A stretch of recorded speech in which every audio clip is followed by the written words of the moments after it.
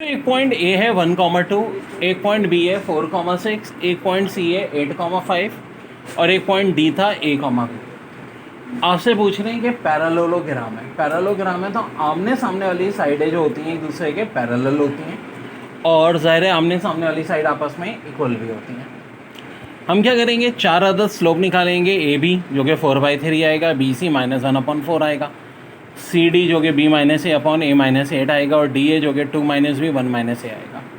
अब हमें पता है कि ए बी बराबर हो जाता है, इसमें से साफ बात है, सी डी के, और बी सी बराबर हो जाता है डी ए के। उससे हमारे पास ये वैल्यूज़ आएंगी, ए की 5, बी की 1। यानी कि जो चार ऑप्शन है इनमें से कौन सा वाला करेक्ट होगा, 5,1,1। बड़ा अच्छा सवाल है।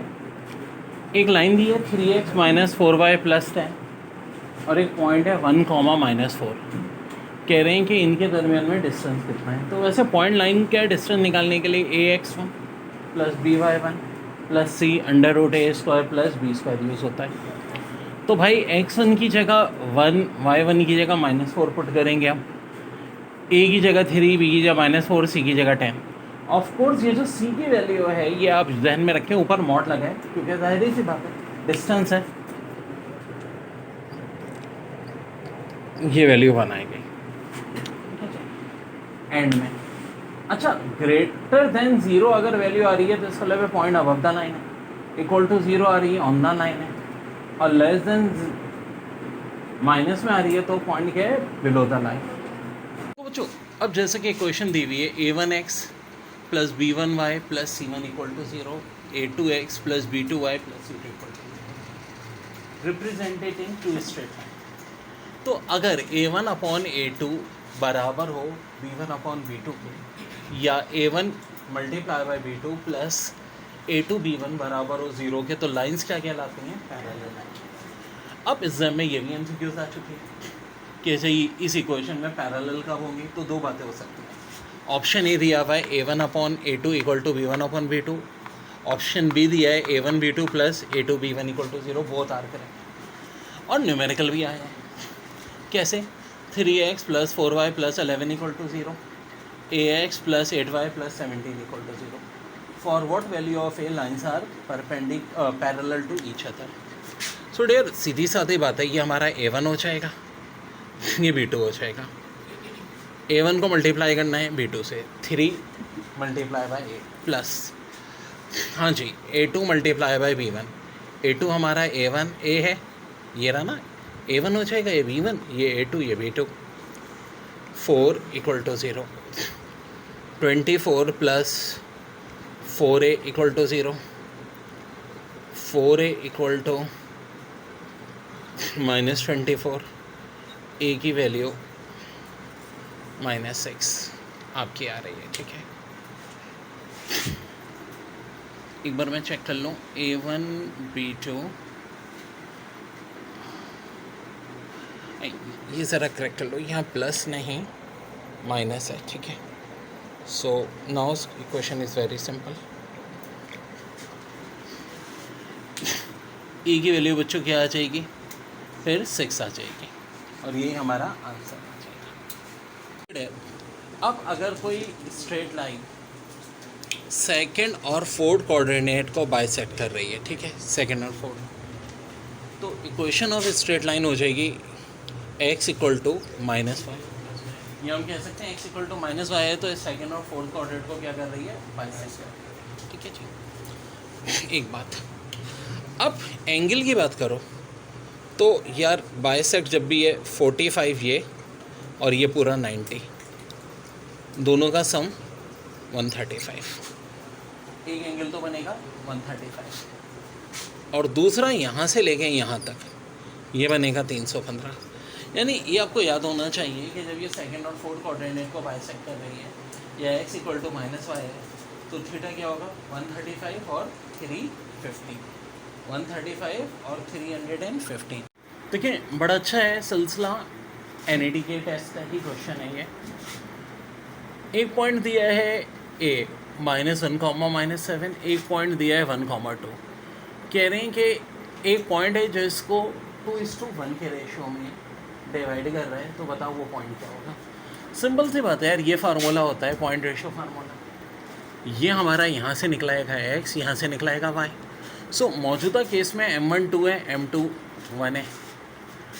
-1 हमारा हो जाएगा x1, -7 हो जाएगा y1, 1 हो जाएगा हमारा x2 और 2 हो जाएगा हमारा y2। सो भाई निकालना कोई मुश्किल है, पुट करें आंसर आ जाएगा और ये काम खुद से कीजिए मेरे भाई। ओके जी, formula for bisector of angle between two lines ax plus B Y plus C A square plus B square. देखो एक एक चीज़ मैं बता रहा हूँ, कुछ भी टेस्ट में आ सकता है।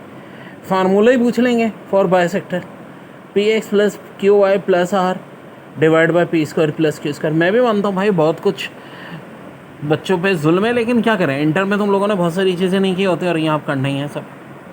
फिर ये देखो distance for point X Y from a line, ये चीज़ तो खैर आपने इंटर में भी पढ़ी हुई है। Distance equal to A X one plus B Y one plus C square root A square plus B square. अब दो पैरेलल लाइन अगर आ जाए, जैसे कि एक पैरेलल लाइन है A X plus B Y plus C और दूसरी A X plus B Y plus C dash, ठीक है, यहाँ पे सी डैश होगा, ज़रा इसको काइंडली करेक्ट कर लीजिए, सी डैश।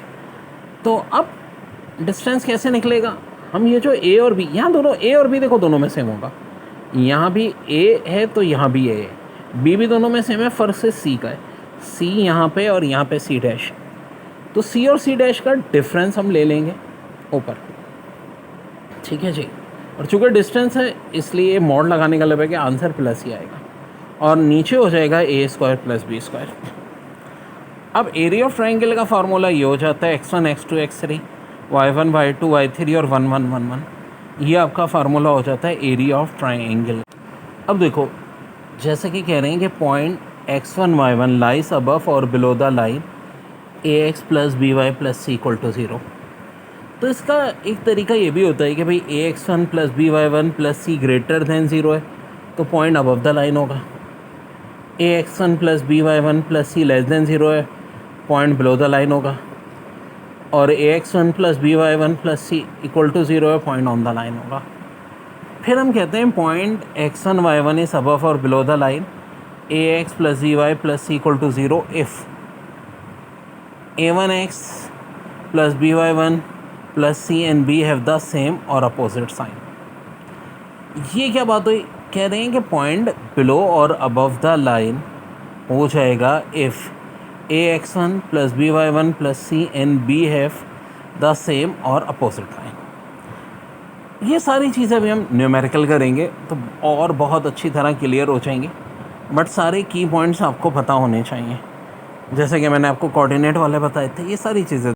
अब देखिए बड़ी अहम बात, दो स्ट्रेट लाइन से, एक है ax1 plus B Y one plus C one और एक है ax2 plus B Y plus C two. यहाँ सी टू लगा लें बच्चों और यहाँ C one are set to be parallel कब होंगी, ये बड़ी इंपॉर्टेंट एमसीक्यूज़ है। If a1 upon a2 equal to b1 upon b2।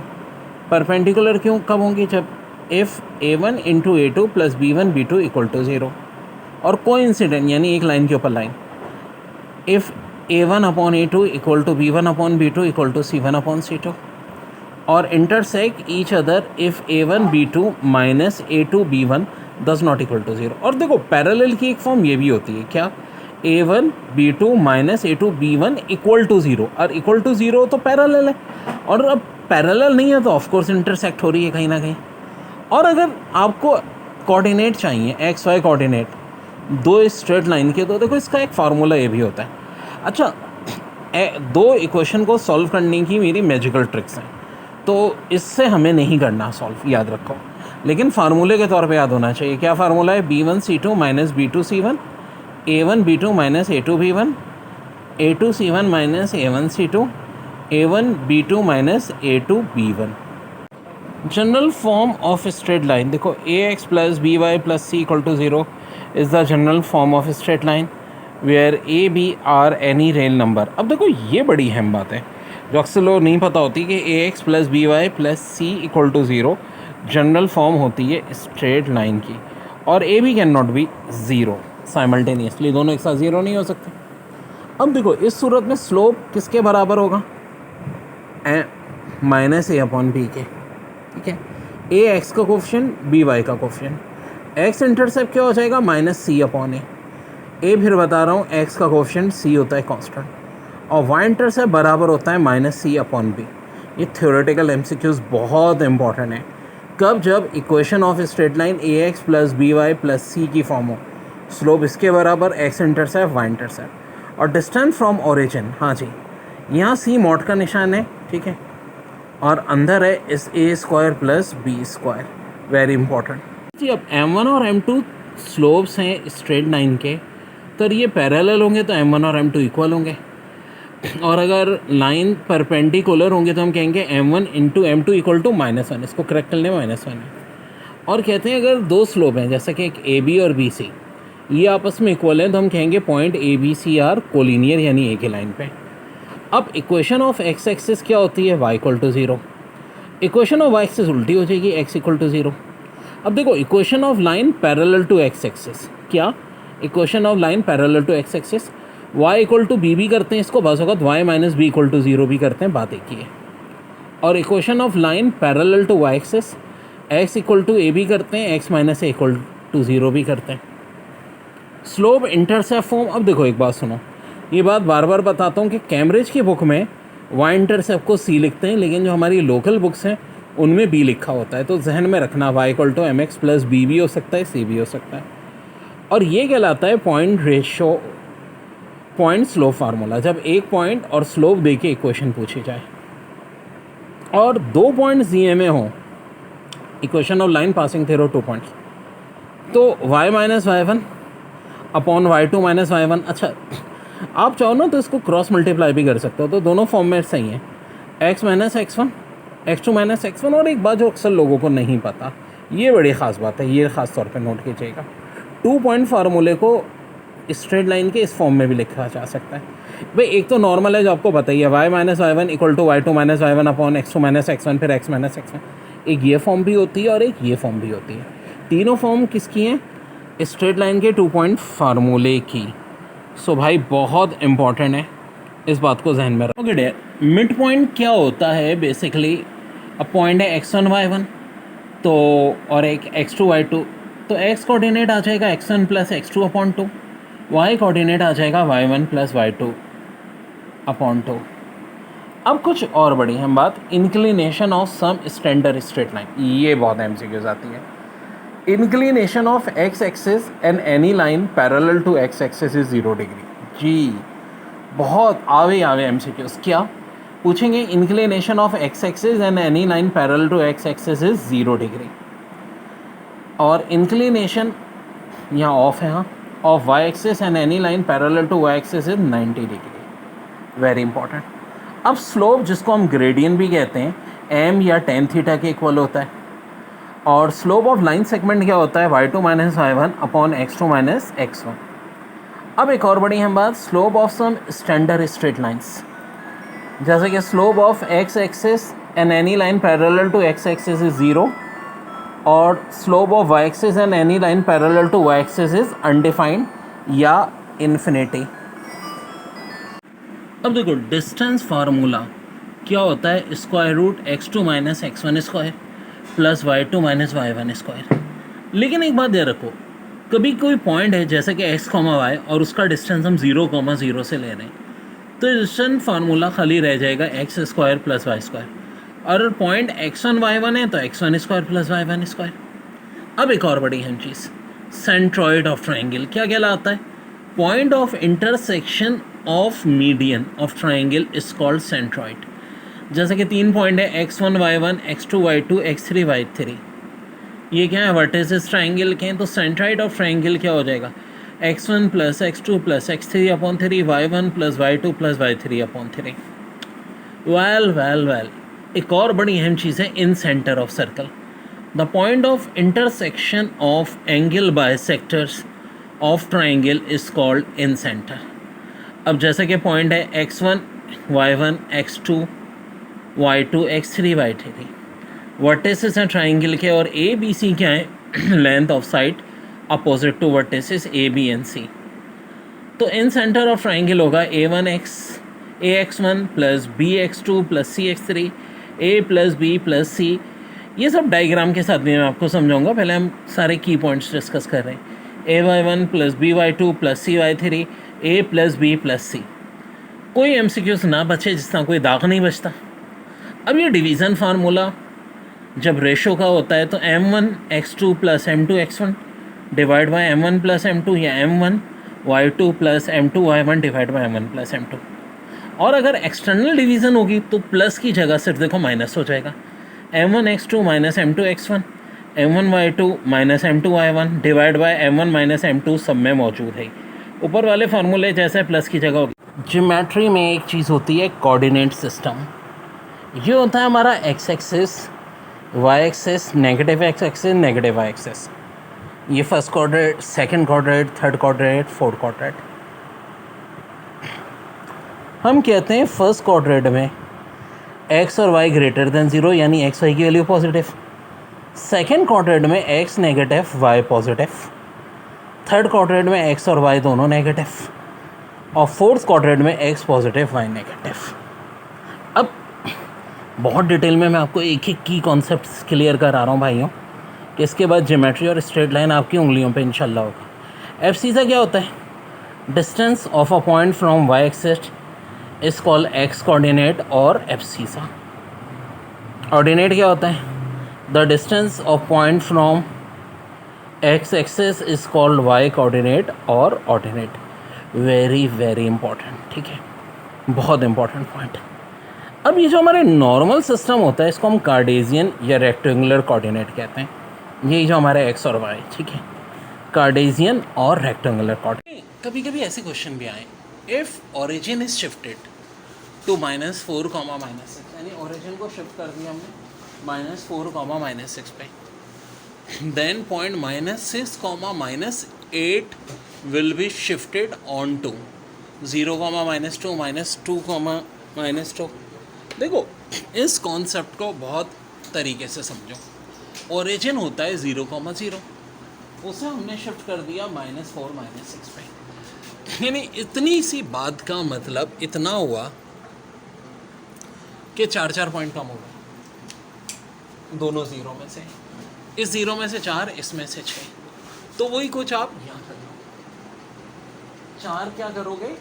कम करोगे एक्स में से। देखो कॉमा से पहले एक्स कोऑर्डिनेट, कॉमा के बाद वाई कोऑर्डिनेट, तो इसमें से 4 कम करो। 4 कम करने का मतलब है -6 में से आपने 4 कम करने, सो -4 ऐसे होगा।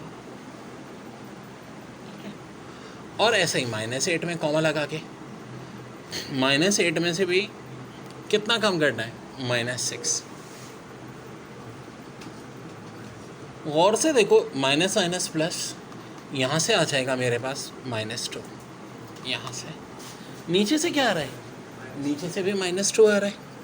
सो यानी आंसर हमारा -2, -2। आखिर कौन सा ऐसा ऑप्शन है बच्चों? ये बी वाला आंसर हो जाएगा ऑप्शन। सोचो, बड़ी अहम बात, a1x plus b1y plus c1 = 0, a2x plus b2y plus c2 = 0। 2 straight line की हमारी। अब x का कोफिशिएंट a1, y का b1 और कांस्टेंट c1 इस तरह चल रहा है। कहते हैं कि कोइंसिडेंट की कंडीशन कब होगी? If a1/a2 = b1/b2 = c1/c2। Well बड़ी अहम बात है कि अगर ये रेशो कोइंसिडेंट होती क्या है?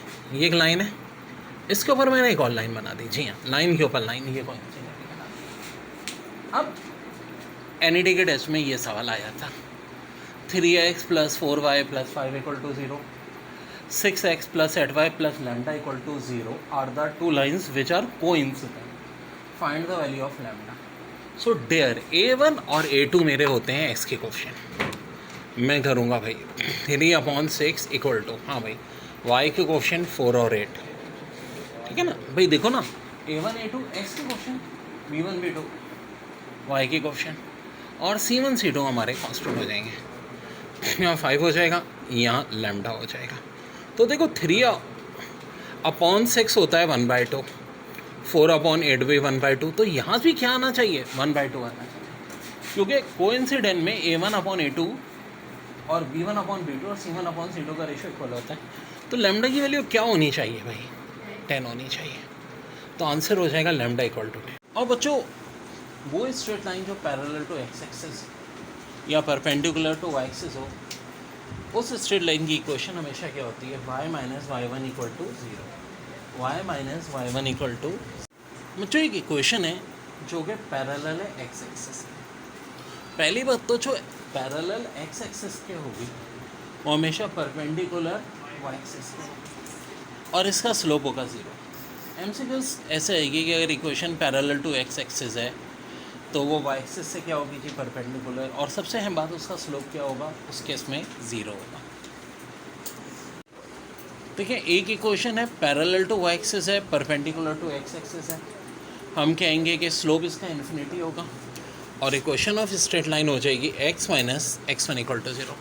अंडरस्टूड सी बात है कि पैरेलल टू वाई एक्सिस है तो परपेंडिकुलर होगी एक्स एक्सिस से, स्लोप इन्फिनिटी होगा, और इक्वेशन ऑफ स्ट्रेट लाइन होगी x minus X one equal to. देखिए एक सवाल आया था, equation of line passes through minus 3,5 and perpendicular to x minus 2y plus 3 equal to zero. आपसे कह रहे हैं कि इक्वेशन निकालें जो कि पास हो रही है माइनस 3,5 और परपेंडिकुलर है x minus 2y plus 3 equal to zero से।